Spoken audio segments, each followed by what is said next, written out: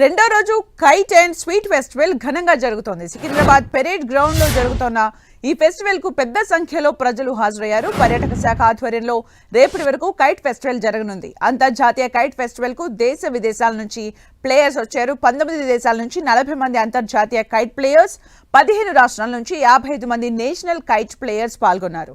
అలాగే ఈ ఫెస్టివల్లో పెద్ద మొత్తంలో స్వీట్స్ కు సంబంధించిన స్టాల్స్ ఏర్పాటు చేశారు. దేశంలోని వివిధ రాష్ట్రాలకు చెందిన ఫేమస్ స్వీట్స్ అన్ని అక్కడ అందుబాటులో ఉన్నాయి. రాత్రి 9 గంటల వరకు కైట్ ఫెస్టివల్ జరగనుంది. పరేడ్ గ్రౌండ్ పరిసర ప్రాంతాల్లో ట్రాఫిక్ ఆంక్షలు కొనసాగుతున్నాయి. ఇక పరేడ్ గ్రౌండ్ నుంచి మరిన్ని అప్డేట్స్ మా ప్రతినిధి రాముడు లైవ్ లో అందిస్తారు. రాముడు, హైదరాబాద్ నగరంలో కైట్ ఫెస్టివల్ చాలా ఉత్సాహంగా జరుగుతుందని చెప్పుకోవచ్చు. నిన్న ప్రారంభమైనటువంటి కైట్ ఫెస్టివల్ ఈరోజు పెరేడ్ గ్రౌండ్లో కొద్దిసేపటి క్రితం ప్రారంభమైంది. మనం చూడొచ్చు భారీ కైట్స్, వివిధ రూపాల్లో ఉండేటువంటి కైట్స్ అన్నింటినీ కూడా ఇక్కడ ఎగిరేసేందుకు సిద్ధమవుతున్నారు. ఇప్పుడిప్పుడే ఇక్కడికి అందరు కూడా వస్తున్నటువంటి పరిస్థితి ఉంది. చూడొచ్చు కైట్ ఫ్లయర్స్ చాలా చిన్న కైట్స్తో పాటు చాలా భారీ కైట్స్ను కూడా ఇక్కడ ఎగిరేస్తున్నటువంటి పరిస్థితిని మనం చూడొచ్చు. అదేవిధంగా దేశ విదేశాలకు సంబంధించినటువంటి చాలామంది కైట్ ఫ్లయర్స్ ఇక్కడికి రావడం జరిగింది. వాళ్ళు కూడా తమ తమ కైట్స్ అన్నింటినీ కూడా సిద్ధం చేసుకుంటున్నారు. మరికొద్ది సేపట్లో ఈ కైట్లన్నీ కూడా ఆకాశ వీధిలో కనువిందు చేయనున్నాయి.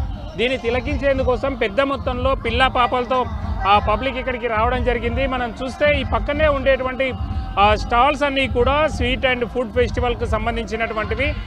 స్వీట్ ఫెస్టివల్లో చాలా స్టాల్స్ ఏర్పాటు చేశారు. దేశంలోని వివిధ ప్రాంతాల వారు హైదరాబాద్ నగరంలో నివాసం ఉంటారు కాబట్టి వాళ్ళందరూ కూడా తమ తమ స్వీట్స్ని తీసుకొచ్చి ఇక్కడ అమ్ముతున్నారు. దాదాపు 400-500 పైగా స్టాల్స్ని అయితే ఏర్పాటు చేశారు. అదేవిధంగా మరికొన్ని ఫుడ్ స్టాల్స్ కూడా ఉన్నాయి. వీళ్ళందరూ కూడా ఇక్కడికి వచ్చినటువంటి వాళ్ళు పిల్ల పాపలతో ఎంజాయ్ చేయడమే కాకుండా ఫుడ్, ఒకవైపు కైట్స్, మరొక వైపు ఫుడ్ ఫెస్టివల్, ఈ రెండింటినీ ఎంజాయ్ చేసే విధంగా అయితే తెలంగాణ రాష్ట్ర ప్రభుత్వం ప్రత్యేక ఏర్పాట్లు చేసింది.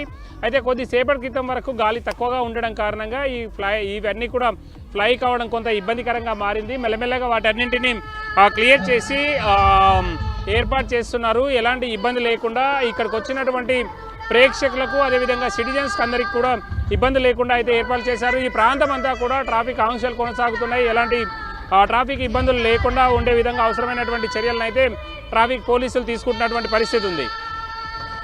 అంటే రాముడు, ట్రాఫిక్ కి సంబంధించి అలాగే పార్కింగ్ కి సంబంధించి కూడా అప్డేట్స్ ఏంటంటే చాలా మంది సుదూర ప్రాంతాల నుంచి వస్తూ ఉంటారు.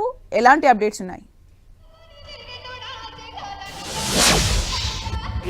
ట్రాఫిక్ సంబంధించి ఈ పరిసర ప్రాంతాల్లో మొత్తం ట్రాఫిక్ అంటే వచ్చినటువంటి వాహనాలను నిలిపేందుకోసం అవసరమైనటువంటి ఏర్పాట్లు చేశారు. మనం చూస్తున్న ఇటు సైడ్ బ్యాక్ సైడ్ పార్కింగ్ ఏర్పాటు చేయడం జరిగింది. అదేవిధంగా ఇటు జిహెచ్ఎంసీ కార్యాలయం కానీ, అదేవిధంగా ఈ చుట్టుపక్కల ప్రాంతాల్లో ఎక్కడెక్కడ ఖాళీ ప్లేసులు ఉన్నాయో ఆ ప్లేస్లలో అన్నింటి దగ్గర ట్రాఫిక్ ఇబ్బంది లేకుండా పార్కింగ్ ఏర్పాటు చేశారు. అంతేకాకుండా బస్సులు, ట్రైన్ సదుపాయం కూడా ఉంది కాబట్టి సిటిజన్స్ మెట్రో ట్రైన్ను ఆశ్రయించడం ద్వారా ఎలాంటి ఇబ్బంది లేకుండా ఇక్కడికి వచ్చి వెళ్ళడానికి వీలవుతుంది.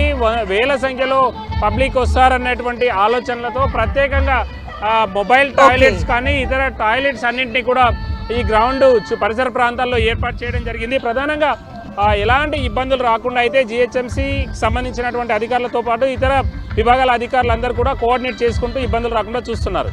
థ్యాంక్ యూ రాముడు ఫర్ ద అప్డేట్స్.